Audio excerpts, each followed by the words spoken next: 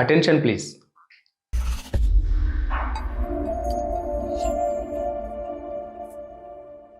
మరపురాని కథ. ఈసారి ప్రఖ్యాత రచయిత్రి గోగినేని మణిగారి కథతో మీ ముందుకు వస్తున్నాం. ఆ కథ పేరు రాట్నం పిలిచింది.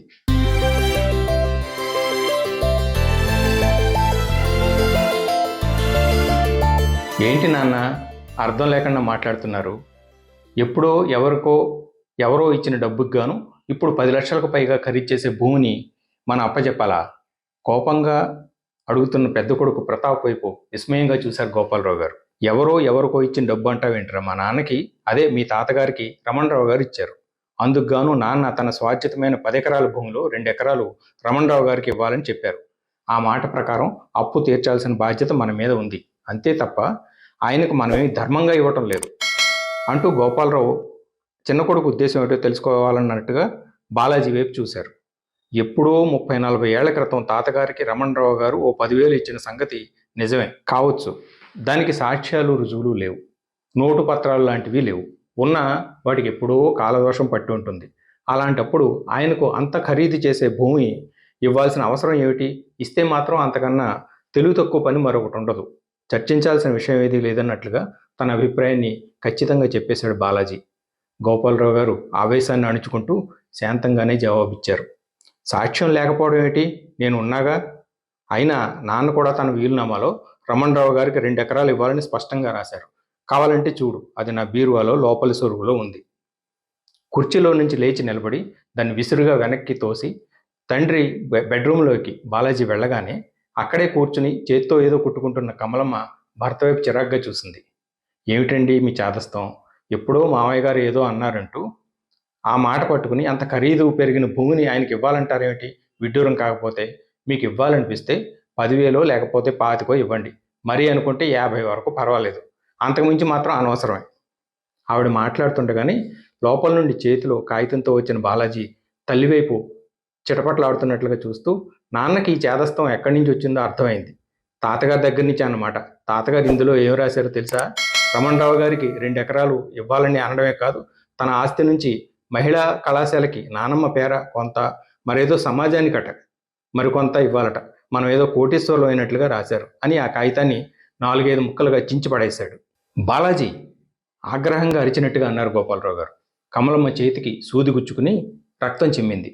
వేలికి చీర కొంగు చుట్టుకుంటూ, అదేమిట్రా అలా చేశావు అంది. తల్లిదండ్రులు ఇద్దరి వైపు నిర్లక్ష్యంగా చూశాడు. ఈ వీలునామా గురించి, ఇందులోని విషయాల గురించి పట్టించుకోనవసరం లేదని మర్చిపోవడమే మంచిదని చెప్పడానికి ఇలా చేశాను అంటూ తన గదిలోకి వెళ్ళిపోయాడు. కొరడా జడిపించినట్లుగా కొడుకు అన్న మాటలకు నిశ్చేష్టుడై ఆయన విగ్రహంలా ఉండిపోయారు. తండ్రి వైపు నిర్లిప్తంగా చూసి ప్రతాప్ కూడా తన గదిలోకి వెళ్ళిపోయాడు. కమలమ్మకి ఏం మాట్లాడాలో ఏం చేయాలో తోచలేదు. 2 నిమిషాలు మౌనంగా ఉండిపోయింది. తర్వాత ఆయన దగ్గరికి వచ్చి చేయి పట్టుకుని, పదండి, మీరు కాసేపు నడుము వాలుద్దరు గాని, మన హయాం అయిపోయింది, ఇక ఏ విషయంలోనైనా వాళ్ళ మాట ప్రకారం నడుచుకోవడమే మంచిది అంది. ఆయన పెదవుల మీద శుష్క మందహాసం వచ్చింది. ఏం మాట్లాడకుండా గదిలోకి వెళ్ళి పడుకున్నారు. ఆ సాయంకాలం కమలమ్మ ఊరు వెళ్ళడానికి ప్రయాణం అవుతున్న కొడుకులిద్దరికీ కాఫీ కలిపిచ్చింది.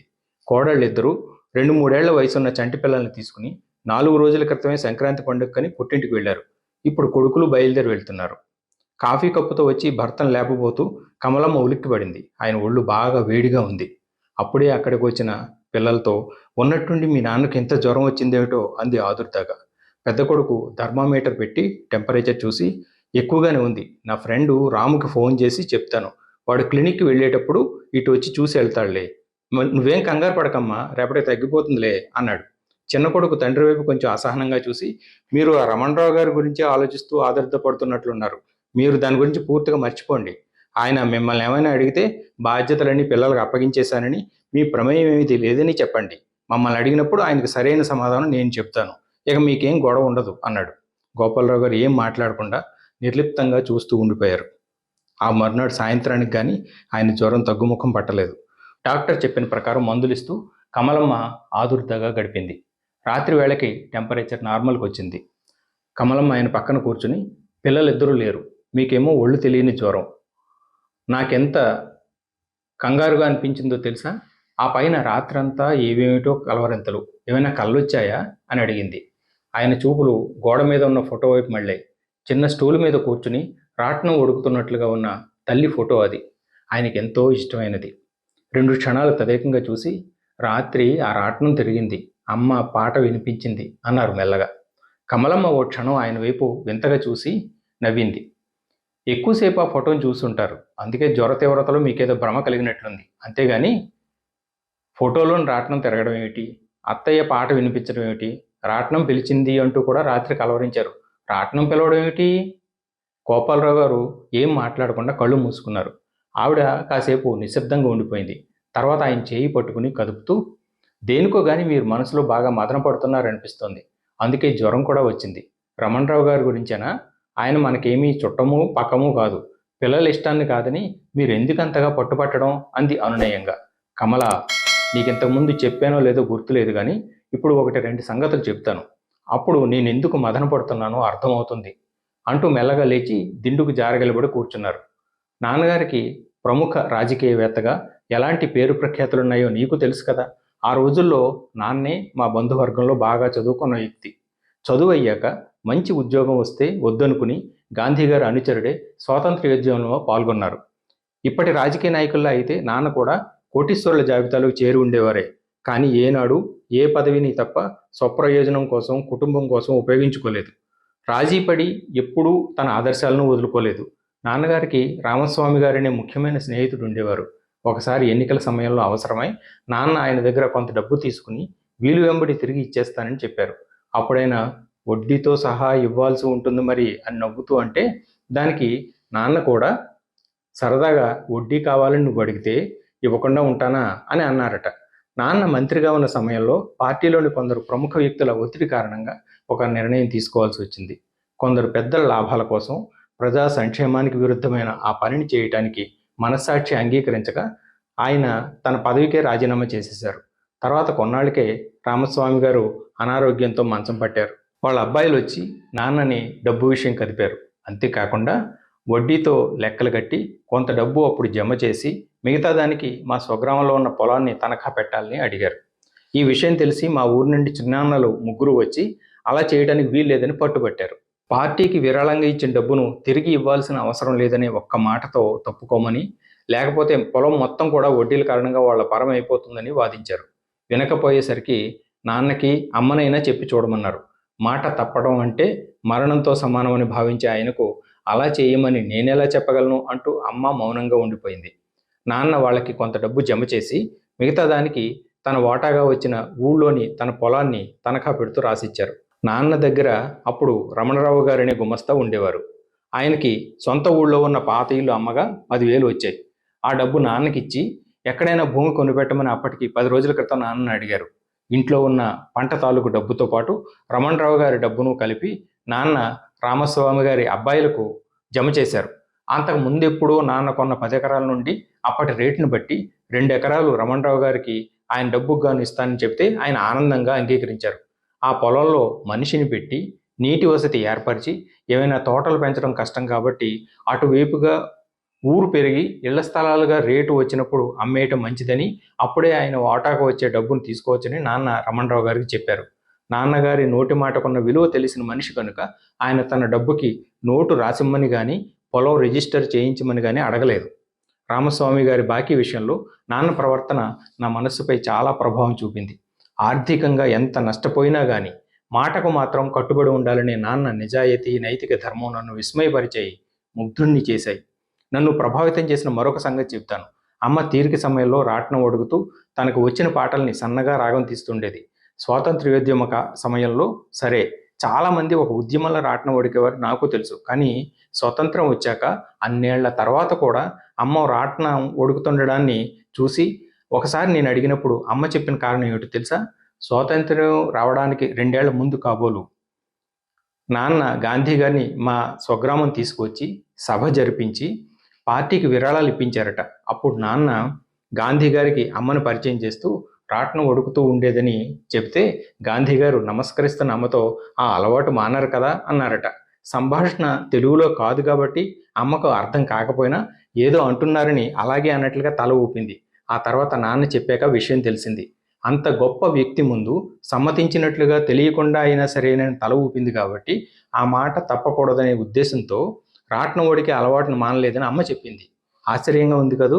ఒకరోజు అమ్మ రాట్నం వడుకుతూ రైరేమంటూ రాట్నం తిరిగింది, రా అబ్బాయి రా అమ్మాయి అంటూ రమ్మని పిలిచింది అని సన్నగా రాగం తీస్తుంటే అప్పుడు మా పక్కింట్లో ఉన్న అత్తయ్య కొడుకు రవి అమ్మ పక్కనే కూర్చుంటూ, ఏంటత్త రాట్నం అబ్బాయిల్ని అమ్మాయిల్ని ఎందుకలా పిలుస్తోంది అని సరదాగా అడిగాడు.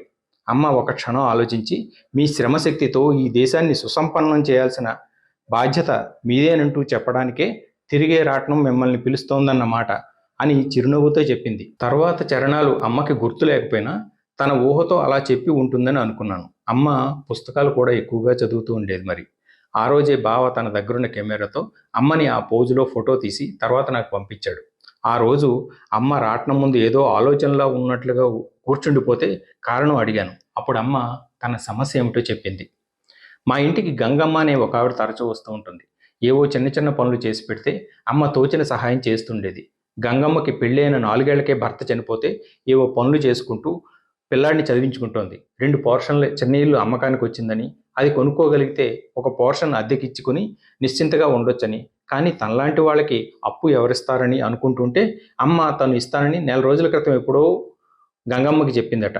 ఆ రోజు గంగమ్మ ఇంటికి బేరం కుదిరిందని, డబ్బు ఇస్తే కొంచెం కొంచెంగా తీరుస్తానని చెప్పింది. అంతకు వారం రోజుల క్రితమే నాన్న రామస్వామి గారి అబ్బాయిలకు ఇవ్వాల్సి వచ్చింది కాబట్టి నాన్నగారిని గంగమ్మ కోసం అడిగే పరిస్థితి లేదు. అందుకే ఏం చేయాలో ఆలోచిస్తున్నానని అమ్మ అంది. 2 నిమిషాల తర్వాత తన పెద్ద గొలుసు చంద్రహారం ఇస్తానని రమణరావు గారితో వెళ్ళి బ్యాంకులో పెట్టి లోన్ తీసుకుంటే గంగమ్మకి ఇవ్వొచ్చునని అంది. నాకు ఆశ్చర్యంగా అనిపించింది. పనిపాటలు చేసుకునే మనిషికి అమ్మ తన గొలుసు ఇవ్వడం ఏమిటి? లేనప్పుడు లేదని చెప్పొచ్చు కదా. ఒకవేళ గంగమ్మ తీర్చకపోతే? అదే అమ్మతో అన్నాను. నేను మాట ఇచ్చాననే భరోసాతోనే గంగమ్మ బేరం కుదుర్చుకుంది. ఇప్పుడు లేదని ఎలా చెప్పగలను? గంగమ్మ తీర్చలేకపోయినా పర్వాలేదు. ఎవరూ లేని మనిషికి ఒక ఆధారం ఏర్పరిచానని సంతృప్తి పడతాను. అయినా గంగమ్మ అప్పు తీర్చలేకపోతుందేమో కానీ తీర్చనవసరం లేదని మాత్రం అనుకోదు. తీర్చాలని అనుకోకపోవడమే తప్పు, కానీ తీర్చలేని పరిస్థితిని మాత్రం అర్థం చేసుకుని సర్దుకోగలం అంది. గొప్ప వ్యక్తికే కాదు, మామూలు మనిషికి ఇచ్చిన మాటకి కూడా అమ్మ అదే మన్నను చూపించింది. గంగమ్మకి డబ్బు ఇవ్వటం ఎలాగో నిర్ణయించుకున్నాక ఇక మనసు తేలికపడినట్లుగా అమ్మ సన్నగా రాగం తీస్తూ రాట్నం వడకటం మొదలుపెట్టింది. అమ్మని అలా చూస్తూ ఉంటే నాకు ఒకటి స్ఫురించింది.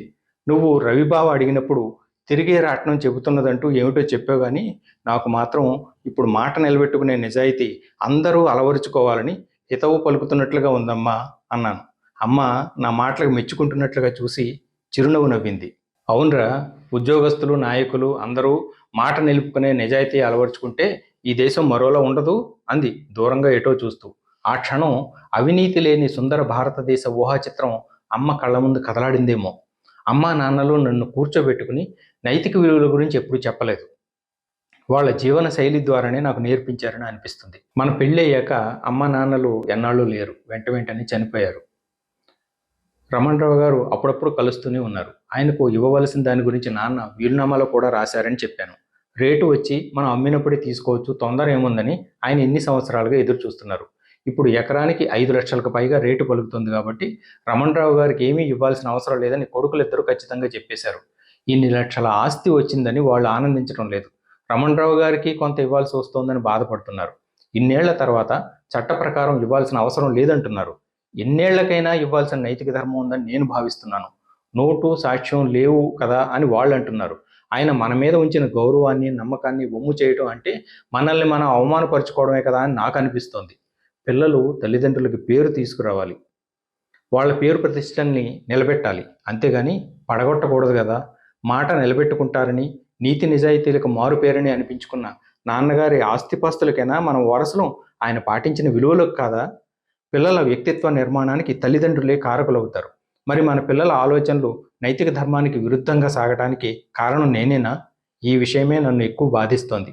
ఇప్పుడు చెప్పు కమల, నేనేం చేయాలి? నేనెందుకు మదన పడుతున్నానో అర్థం అయిందా? భర్త కంఠంలోని ఆవేదనను గుర్తించిన కమలమ్మ ఏం మాట్లాడాలో తోచనట్లుగా బరువుగా నిట్టూర్చి కాసేపు మౌనంగా ఉండిపోయింది. రాట్నం ఉడుకుతున్నట్లుగా ఉన్న అత్తగారి ఫోటో వైపు ఒక క్షణం తదేకంగా చూసింది. తీర్చలేని పరిస్థితి క్షమార్హమే, కానీ తీర్చగలిగి తీర్చాలని అనుకోకపోవడం మాత్రం నేరమే. ఆ మాటలు అత్తగారు అంటున్నట్లుగా వినిపించి ఒక్క క్షణం ఉలిక్కిపడింది. భర్త చెప్పిన సంగతులు విన్నందువల్ల తనకు అలాంటి భ్రమ కలిగిందనుకుంటూ తనలో తానే చిన్నగా నవ్వుకుంది. ఆయన వైపు చూసింది. ఆయన అంతరంగంలోని సంఘర్షణ స్పష్టంగా తెలుస్తోంది. వెంటనే ఒక నిర్ణయానికి వచ్చింది.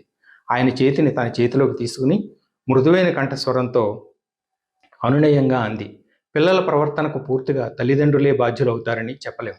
మారిపోతున్న పరిస్థితులు, విలువలు, పెరిగిపోతున్న ధనదాహం, చుట్టుపక్కల వ్యక్తులు, ఇలా ఎన్నో కారణాలు ఉండొచ్చు. అది సరే, రమణరావు గారి అప్పు గురించి మీరేమీ బాధపడకండి. పిల్లలతో నేను మాట్లాడతాను. కాకపోతే వింటారనే నమ్మకం నాకు లేదు. మా వాళ్ళిచ్చిన 2 ఎకరాల పొలం నా పేరునే ఉందిగా, అది ఇంచుమించుగా అంతే ఖరీదు చేస్తుంది. దాన్ని రమణరావు గారికి ఇచ్చేద్దాం. పిల్లలు కాదనడానికి ఏమీ హక్కు లేదు. ఈ విషయంలో వాళ్ళతో మనస్పర్ధలు వచ్చి మనం వేరేగా, ఒంటరిగా ఉండాల్సి రావచ్చు. అయినా భయపడాల్సిన పనేం లేదు. మనకు వచ్చే పెన్షన్తోనే పొదుపుగా బతుకుతాం. మీ నాన్నగారి మాట నెరవేర్చలేదనే అపరాధ భావం లేకుండా మీరు ప్రశాంతంగా ఉండొచ్చు. ఈ వయసులో మనకు కావాల్సింది అదే. గోపాలరావు గారు ఆమె మాటలకు ముగ్ధుడైనట్లుగా చూశారు. విభ్రాంతిగా నిజమా అన్నారు. నిజమేనన్నట్లుగా చిరునవ్వుతో తల ఊపింది. ఆయన కళ్ళు తడి అయ్యాయి. ఆమె చేతిని గుండెలపై పెట్టుకుని, కొడుకులిద్దరూ నా నిర్ణయాన్ని కాదన్నా, నువ్వు మాత్రం నాకు నైతిక స్థైర్యాన్ని ఇచ్చి అండగా నిలబడతానంటున్నావు. చాలా చాలా ఆనందంగా ఉంది. ఈరోజు నా జీవితానికి అంతటికీ పెద్ద పండుగలా అనిపిస్తోంది. నిజం అన్నారాయన ఆనందంతో మాటలు తడబడుతుండగా.